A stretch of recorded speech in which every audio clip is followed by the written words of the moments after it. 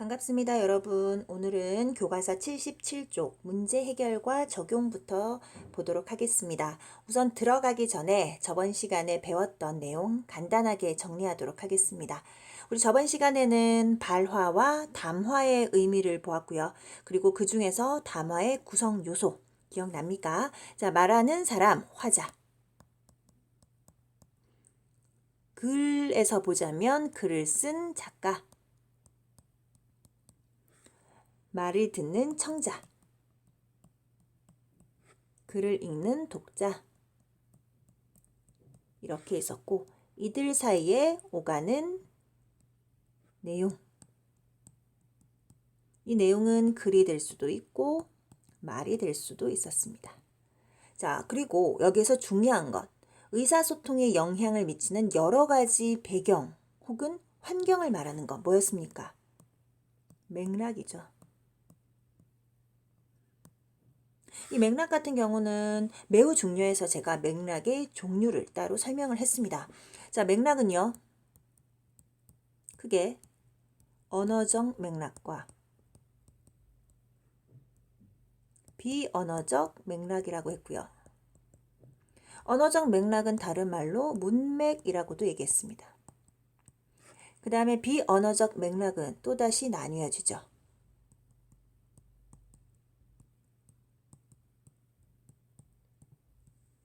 화자와 청자의 처지, 시간적, 공간적 배경을 말하는 상황 맥락, 그리고 의사소통이 이루어지는 역사, 사회, 이념, 가치, 지역, 세대, 성별, 다문화 등을 포함하는 사회 문화적 맥락도 있었습니다.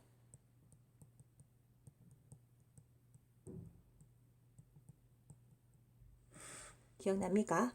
이것은 여러분이 반드시 기억해야 될 것입니다.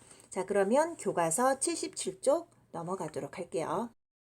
자, 문제 해결과 적용 1번입니다. 다양한 상황 속에서 담화의 의미를 파악해보고 담화의 특성을 알아보자. 자, 상황 한번 볼게요. 자, 여기는 지금 다른 사람을 배려해 주세요라는 문장, 발화가 있습니다. 그런데 가, 나, 다 모두 다른 장소, 즉 다른 상황이죠. 다른 상황 속에서 다른 사람을 배려해 주세요라는 이 문장이, 이 발화가 각각 어떠한 의미로 해석되는지 보는 겁니다. 아시겠죠? 그죠? 자, 가는요, 노약자석 앞입니다. 노약자석이 어떤 자리죠? 아무나 앉을 수 있는 곳이 아닙니다. 나이가 많거나 아니면 어린아이거나 몸이 약하거나 임산부, 몸이 불편한 사람들이 앉을 수 있는 자리죠. 그런데 간혹 이런 사람들 말고 그냥 아프지 않고 건강한 사람들이 앉을 때가 있어요. 그죠? 그럴 경우에 이제 다른 사람을 배려해 주세요 라는 의미 한번 생각해 보시고요. 자, 나의 경우는 도서관, 열람실 아닙니다. 도서관은 어떠한 공간이죠? 조용히 책을 읽는 공간이죠. 자, 이러한 공간에서 다른 사람을 배려해 주는 게 무엇일까? 생각해 보시면 되고요. 그 다음에 다는 장애인 주차 구역입니다. 장애인 주차 구역은 말 그대로 장애인들을 위한 주차 구역인데 간혹 그죠? 장애인도 아니면서 몸이 불편하지도 않으면서 그냥 일반 차량이 주차가 되어 있는 경우가 많습니다. 그런 사람들에게 다른 사람을 배려해 주세요는 어떻게 받아들여질 수 있는지 자, 지금부터 답 확인할게요. 자, 같은 발화가 여기서 말하는 같은 발화는 다른 사람을 배려해 주세요 라는 발화입니다. 상황에 따라 어떤 의미로 해석되는가? 가, 노약자석 앞에서의 다른 사람을 배려해 주세요는 뭡니까? 그렇죠. 노약자에게 자리를 양보하자. 아무나 앉지 말자. 이겁니다. 자, 그 다음에 나는 도서관, 열람실 안. 조용히 있어야 될 공간이죠. 그 공간에서 다른 사람을 배려해 주세요. 떠들거나 소음을 만들지 말고 조용히 합시다 하는 그런 내용이 되겠습니다. 자, 그 다음에 다는 장애인 주차구역 앞입니다. 여기에서 다른 사람을 배려해 달라는 건 바로 장애인들이 사용할 수 있도록 주차 공간을 비워두자 이렇게 해석이 되겠죠. 그죠? 자, 그러면 괄호 2번 이를 바탕으로 담화의 특성 뭐겠습니까? 상황에 따라 같은 발화라도 다르게 해석될 수 있습니다. 그죠? 자, 적어보시면 되겠습니다.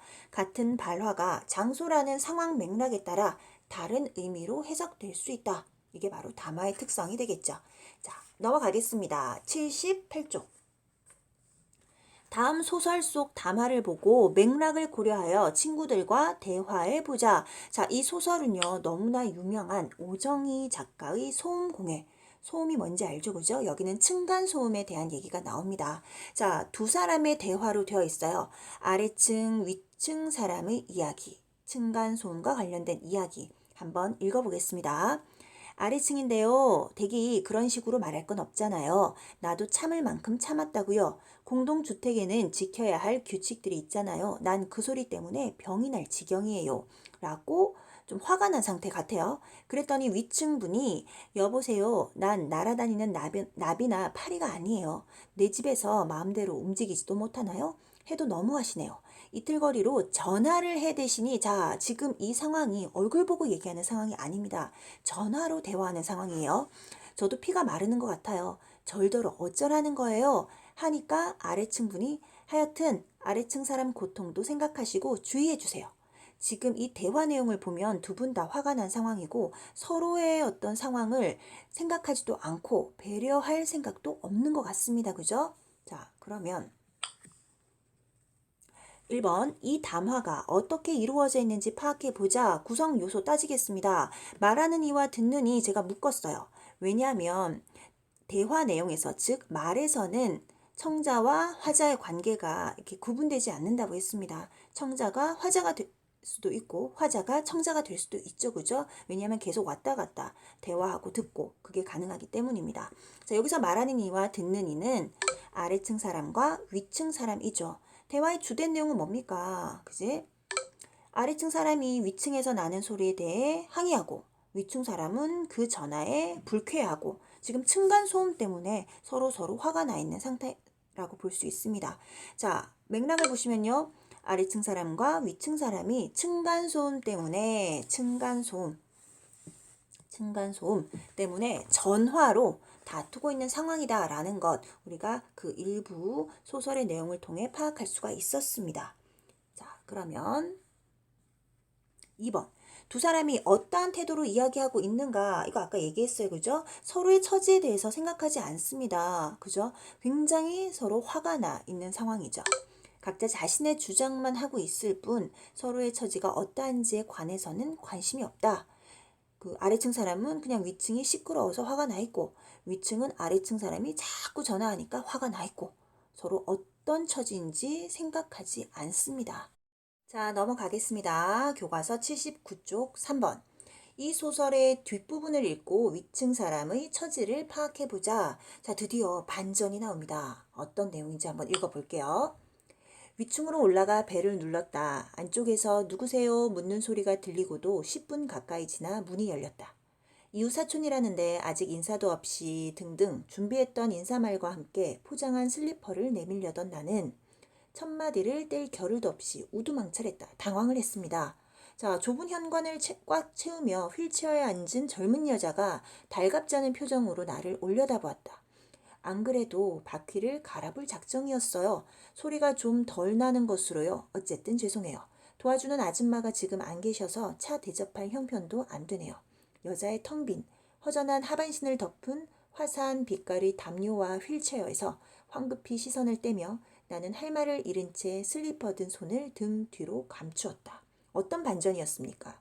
위층 사람이 휠체어를 타신 분이라는 거죠. 그러니까 이 휠체어가 가는 소리, 그 소리 드르륵 드르륵 그 소리가 계속 났던 겁니다. 따지러 올라갔던 아래층 사람은 조금 미안한 마음이 들었을 거예요. 그래서 그 슬리퍼를 등 뒤로 몰래 감추었죠. 그죠? 자, 그러면 위층 사람의 처지 볼까요? 위층 사람은 휠체어를 타는 분이셨어요. 휠체어를 타고 생활하다 보니 소음이 발생할 수밖에 없다. 자, 그 위층 사람의 처지를 알게 되면 아까처럼 그렇게 싸늘하게 차갑게 이야기를 하진 않았겠죠. 그죠? 자, 그 다음에 괄호 4번. 자신이 이 소설 속 나라면 어떻게 말했을지 생각해보고 대화할 때 맥락을 고려해야 하는 까닭을 이야기해보자.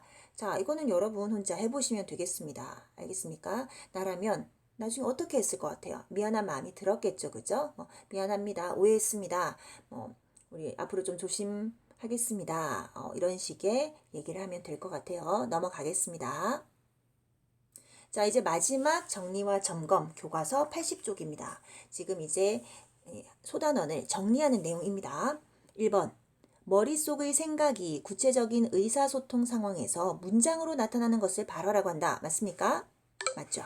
2번. 담화는 말하는 이, 글쓰니, 듣는 이, 읽는 이, 내용, 맥락 이 네 가지로 구성되는 거. 맞죠? 그 다음에 3번. 같은 말이나 글이라면 맥락이 바뀌어도 의미가 달라지지 않는다. 아니죠. 의미가 달라집니다. 자, 넘어가겠습니다. 자, 2번 배운 내용을 떠올리며 빈칸에 들어갈 알맞은 말을 보기에서 찾아 넣는 겁니다. 자, 맥락을 고려해야 담화의 의미를 이해하며 원활하게 서로 오해 없이 이야기가 되겠죠. 그죠? 의사소통을 할 수 있다. 자, 그 다음에 2번 말하는 이와 듣는 이의 처지. 의사소통이 이루어지는 구체적인 시간과 공간적인 상황, 주제, 의도, 목적. 이것은 맥락 중에 그것도 비언어적 맥락 중의 하나죠. 그죠? 자, 뭡니까? 상황 맥락입니다. 자, 그 다음에 3번. 담화에 간접적으로 영향을 미치는 것은, 자, 상황 맥락은 직접적으로 영향을 미쳤어요. 그죠? 하지만 이것은 간접적으로 영향을 미쳤고요. 밑에 있는 역사적, 사회적 배경, 이념, 가치, 지역, 세대, 다문화, 성별 등을 포함하는 거였죠. 뭐였습니까? 사회문화적 맥락이었습니다. 자, 여러분 잘 정리할 수 있겠죠? 수업 영상은 여기까지 하겠습니다. 자, 이 영상을 다 보고 난 이후에 첨부한 그 평가 문제를 풀면 되겠습니다. 수고하셨습니다.